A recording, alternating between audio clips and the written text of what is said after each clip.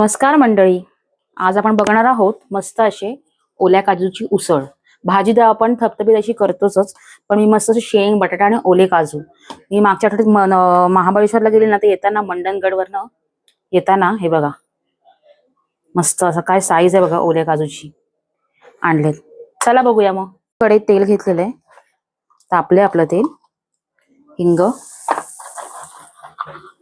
राई, जिरं,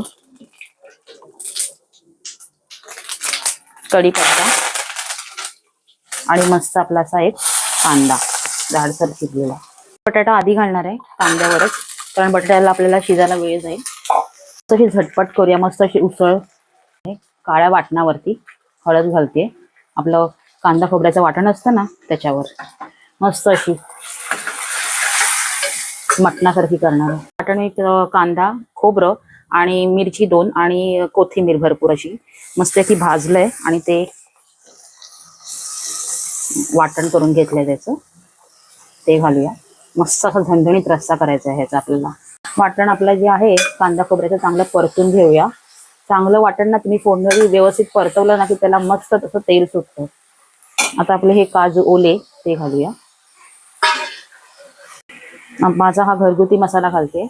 हा मी मसाला घातल्यानंतर मला गरम मसाला वगैरे काहीच टाकायची गरज नाही पडत आहे। साईडने तेल सुटले मसाल्याला आपल्या, चवीपुरतं मीठ घालूया। शेवगा पण टाकून घेऊया।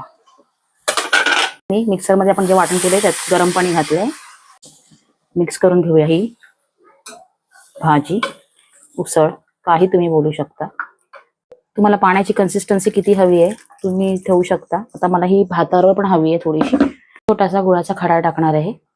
मस्त आत्ताच कशी तर्री आणि मस्त रस्सा असा झणझणीत। तर आपण बटाटा आणि सगळंच आपल्याला शिजवायचे, बटाटा शेंग काजू आपले थोडेसे, म्हणून आपण झाकण ठेवू। आपण झाकण काढून बघूया। हा मस्त आपला ओल्या काजूची उसळ काय तयार आहे। आहा मस्त अशी मटणासारखी पण आपला शिजलाय।